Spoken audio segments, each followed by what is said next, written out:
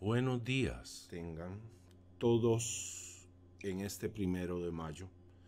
Les saluda su amigo y anfitrión Javier Martín y aquí estamos listos para analizar lo que ocurre en el mercado. Hoy lo que está pasando es que pues al final ocurre lo que tiene que pasar. Desde que hace 10 años la tasa de interés está en cero. Pues entonces, durante todo este tiempo, lo único que ha tenido rendimiento es la bolsa.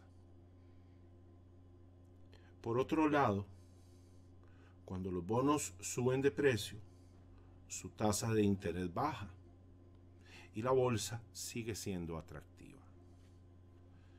Entonces, lo que ha habido durante todo este tiempo es una compra interminable de bonos del Tesoro estadounidense para que con esto su tasa de interés baje, la deuda del gobierno, el interés sobre esa deuda sea menor y además se impulsa a la bolsa de valores. Pues bien, ya eso hoy no está funcionando, como pueden observar en la pantalla. La cosa no está funcionando porque nadie está comprando acciones y nadie está comprando bonos. ¿Okay? Ahora mismo la tasa de bonos sube y esto no estimula a la bolsa. ¿A quién sí estimula? Al dólar. Aquí vemos la gráfica del dólar hoy. Acá tenemos la gráfica del Dow Jones Industrial Average. Vemos cómo hoy está cayendo. Y acá tenemos la gráfica del interés del bono a 10 años del Tesoro estadounidense. Y al mismo tiempo también está saliendo afectado el Bitcoin. Pero es que no para ahí. Acá tenemos el crudo. Así las cosas, está ocurriendo lo que ayer dije. Vamos a ver en estos días cómo el dólar sigue subiendo. ¿Y qué es lo que pasa? Que no va a subir para siempre ni cosa parecida. Porque el mundo está rechazando los dólares. Esto no es una cuestión ideológica, esto es una cuestión de datos duros. Yo no es que esté en contra del dólar y a favor de alguno otro, no.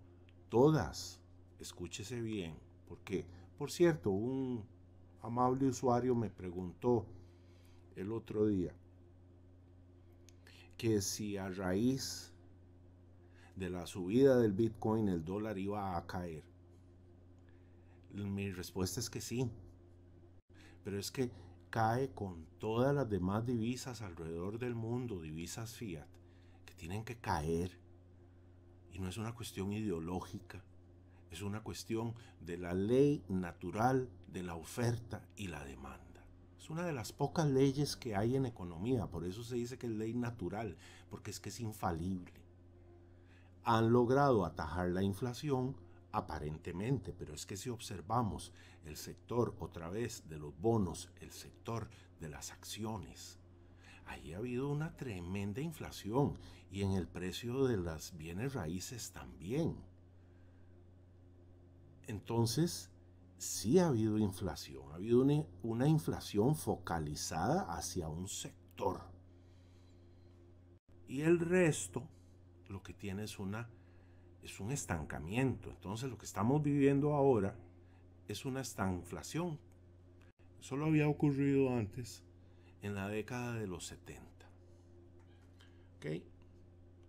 Entonces, ¿por qué es que el dólar, aunque en estos momentos, y pongámoslo acá para que nos acompañe, vamos a hacer la gráfica más ancha, ¿por qué es que no va a dejar de caer? Piense, resulta que Trump hace un recorte y a la vez una promesa de inyección de dinero al sistema para reactivar la economía por un monto aproximado a 1.7 billones de dólares, es decir, millones de dólares. Considerando que el aparato productivo de los Estados Unidos no va a poder producir ese monto en un corto plazo, ¿de dónde va a salir ese dinero? Solo hay dos vías.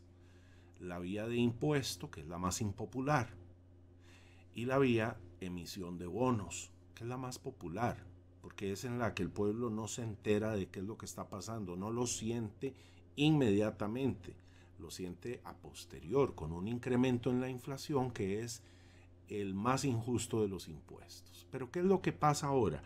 Que estamos teniendo esta inflación, que es por un lado inflación y por otro lado estancamiento, es decir, deflación. Y esto se va a resolver de una manera muy drástica.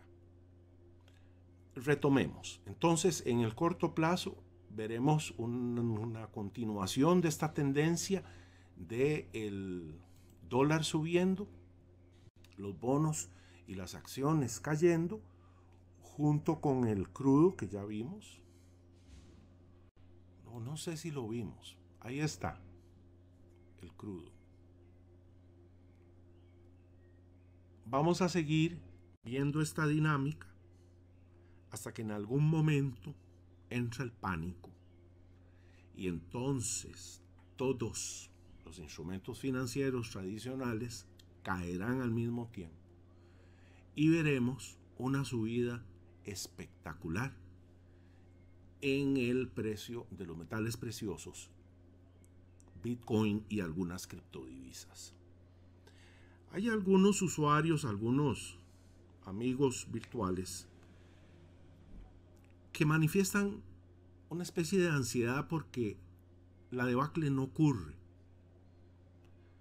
Lo que pasa es que si atendemos a la historia, la debacle no es algo, salvo en 1929, no es una caída tan espectacular, quizá porque justamente a raíz de la experiencia de 1929 lograron crear los mecanismos para que ese impacto de lleno súbito no ocurra fácilmente. Lo cierto es que si observamos la más reciente de las crisis, que es la inmobiliaria del 2008, hubo signos desde el 2007. Ya hubo algunas quiebras importantes en el 2007, pasaron algunas cosas inusuales dentro de la dinámica de la economía que estaban advirtiendo. Ya era el proceso en marcha. Se parece a una avalancha que uno cree que es que ocurre súbitamente. No, sí, lo que ocurre súbitamente es la fase de transición. Pero la acumulación de materia, llamada nieve, que en algún momento genera un colapso, es más bien muy lenta y paulatina. Entonces, viéndolo de una manera un poco más realista, la debacle ya está ocurriendo. Si observa la bolsa de China en octubre, agosto, septiembre, octubre más o menos, del 2015, ahí ya había un colapso en formación que lo salvaron con toneladas de dinero nacido del aire. También contagió a la bolsa de Nueva York en esa fecha. Lo lograron salvar con toneladas de dinero nacido del aire. Y después vino enero 2016, el peor arranque en bolsa de la historia desde el crack de 1929. Entonces vamos a poner aquí el rótulo importante, el rótulo solidaridad, el rótulo de las donaciones. De ahí que se me hizo, ahí está. Así las cosas, lo que va a pasar es esta dinámica unos días más y en algún momento se rompe, porque ya viene rompiéndose. Los procesos no siempre son inmediatos. Lo mismo con el Bitcoin. El Bitcoin es lo que era Internet en 1994, 1996. Era algo que nadie sabía usar. Difícilmente alguien tenía acceso a Internet y era muy raro mandarse correos electrónicos.